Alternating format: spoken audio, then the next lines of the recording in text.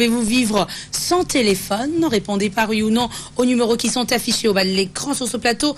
Nous en parlons en long et en large avec Alfred Essaki, juriste, et Michel Moubiala, chercheur. Alors Michel, téléphone est-il égal à l'ennemi de la vérité?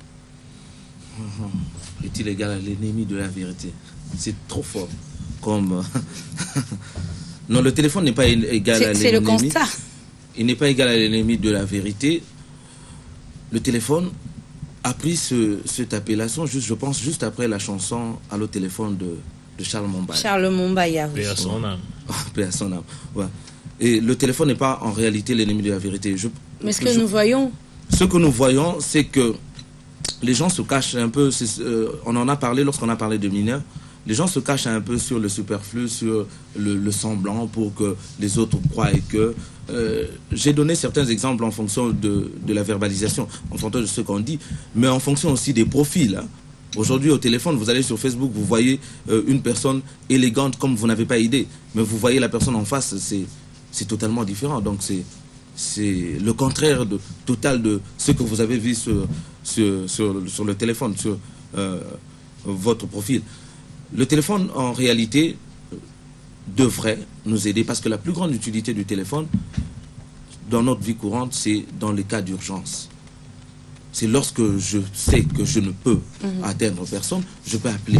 Mais si certaines personnes l'utilisent comme étant outil de mensonge, là, ce ne sera pas le téléphone qui est égal à l'ennemi de la vérité, mais la personne qui utilise le téléphone qui est égal à l'ennemi de la vérité. Le téléphone en soi a des inconvénients, mais ces inconvénients sont plus physiologiques, sont plus psychologiques que mentaux, hein, par rapport à l'outil, au mensonge et à la vérité. Mais c'est la forme que le Congolais, surtout, a eu à donner au téléphone. Non, le Congolais n'a pas donné cette forme du mensonge au téléphone. Ce sont les autres qui croient que le Congolais... Aujourd'hui, je prends un exemple. Je suis allé à Brazzaville, au sommet des chefs d'État, il y a, je pense, avant tout ce qui s'est passé. Mais je vous dis, à Brazzaville, c'est pire que Kinshasa. Brazzaville téléphone, c'est pire que Kinshasa. À Kinshasa, on essaye de mentir. En réalité, le Congolais n'est pas un menteur. C'est un apprenti menteur. Parce que quand tu poses une question à une personne, tu es où? Je suis à Limité. Et tu es à Limité, qu'est-ce que tu fais là-bas? Ah, tu sais, je suis là-bas. Quelqu'un qui te dit qu'il est là-bas alors qu'il est à Limité. En principe, il devrait te dire au téléphone, je suis ici.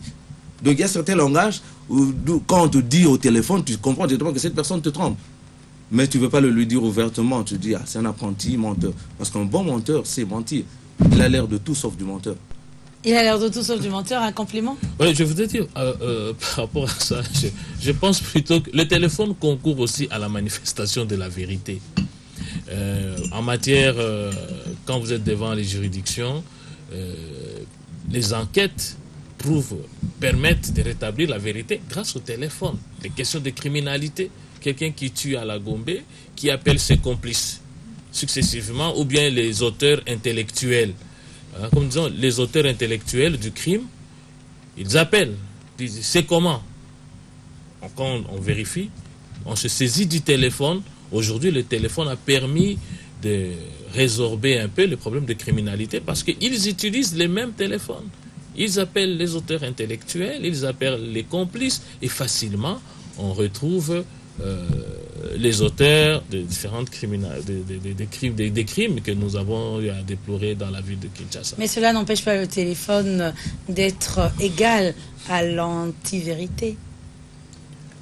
Bon, j'ai relevé au départ ici l'abus du téléphone. On a demandé les méfaits, j'ai préféré revenir sur les abus du téléphone. Il y a un certain nombre d'abus, ok? Il y a un certain nombre d'abus que nous déplorons. Le téléphone, faire usage du téléphone pour aller dans la criminalité, faire usage du téléphone pour se justifier malencontreusement, ce qu'il a dit, la position d'un citoyen. Moi, je reconnais, il y a une autorité de Kinshasa qui vient, qui me prend, nous sommes dans sa voiture, et un de ses chefs hiérarchiques était juste derrière nous, qui l'appelle, dit, tu es où? Il dit, je suis sur le boulevard, avec Maître Alfred. Et il dit, ah bon, c'est bon. Et après 3 minutes, il dit, est-ce que regarde dans ton rétroviseur? C'était un message fort. C'était une façon de dire, je te fais dorénavant confiance. Parce que tu m'as donné ta position exacte. C'est-à-dire que l'ami qui était à mes côtés et n'avait pas menti son chef direct, il a eu la confiance de son chef. Aujourd'hui, il a une très très grande élévation. C'est la preuve de la confiance, de la sincérité. Et ça, je peux vous le dire, ce n'est pas un secret. C'est l'actuel vice-président de la CENI. C'est une histoire qui date d'il y a à peu près 5 ans. Mais aujourd'hui, il est vice-président de la CENI. J'ai dit, voilà le résultat de la sincérité, de la franchise au téléphone. C'est une des conséquences. Ça a été payant pour lui. Vraiment, pouvez-vous vivre sans téléphone? Répondez par oui ou non, mesdames et messieurs, au numéro affiché au bas de l'écran. Pouvez-vous vivre sans téléphone? Alors, le téléphone mobile dans le même ordre que l'ivresse, cause de plusieurs accidents routiers. Quel serait son usage responsable? L'usage responsable du téléphone résiderait en premier lieu en outil de communication. Et vous devez utiliser le téléphone pour la communication en premier lieu. Tout le reste qui s'est greffé au téléphone, c'était juste pour faciliter un peu le quotidien des utilisateurs du téléphone. Et comme je l'ai dit tantôt, il faut éviter certaines choses. Il faut éviter de garder pendant longtemps le téléphone à l'oreille. Il faut éviter d'utiliser son téléphone quand on est en train de conduire. Il faut éviter d'utiliser son téléphone quand on traverse les grandes routes. Parce que Mais est-ce que c'est possible lorsqu'on a une communication urgente? C'est possible lorsqu'on a une communication urgente. Lorsque j'ai une communication urgente, vaut mieux ne pas traverser, finir ma communication, que de traverser. J'ai vu une fille traverser avec un téléphone à l'oreille, et pas seulement téléphone avec écouteur à l'oreille. Le véhicule venait à pleine vitesse, a klaxonné, tout le monde a vu et a ramassé la fille. Et le monsieur s'est enfui. Et il faut éviter de traverser avec le téléphone en pleine communication. Il faut éviter de conduire avec le téléphone. Il faut éviter de garder pendant longtemps son téléphone. Il faut éviter de prendre les téléphones pendant les heures de repos. Ça veut dire en majorité la nuit, entre minuit, disons entre 22h et 6h. À moins qu'il y ait certaines urgences. Certaines personnes ont l'habitude d'enlever les sonneries et de mettre des vibreurs. Comme ça, quand il y a un vibreur, il peut juste se lever. S'il voit que c'est vraiment important, il prend. Sinon, il ne prend pas. C'est conseillé. Ce sera pour ton bienfait, pour ton physique et pour tout le reste. Sinon, comme tu le dis, on pourra le comparer à la bière ou à la drogue. Alors, serait-il possible de vivre ou de passer une journée sans téléphone mobile? À mon humble avis, sincèrement, c'est difficile. Parce que, vous savez... Mais pas impossible. Pas impossible, mais difficile. C'est pas impossible. Je vous dis, quelqu'un qui tombe malade aujourd'hui, cas de force majeure, il a le téléphone éloigné. Quelqu'un qui n'a pas pu recharger son téléphone ne peut pas avoir son téléphone avec lui. D'une manière générale, je pense que c'est possible, mais c'est difficile. Difficile parce que pour ceux qui en font un usage utile, il doit l'avoir avec lui.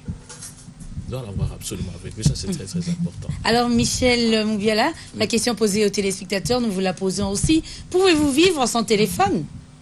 Répondez par oui ou non. Non, mais je n'ai pas l'habitude de répondre par oui ou non. Mais non, à cette question, on ne répond que par oui ou non. Oui ou non. Pouvez-vous vivre sans téléphone? Oui.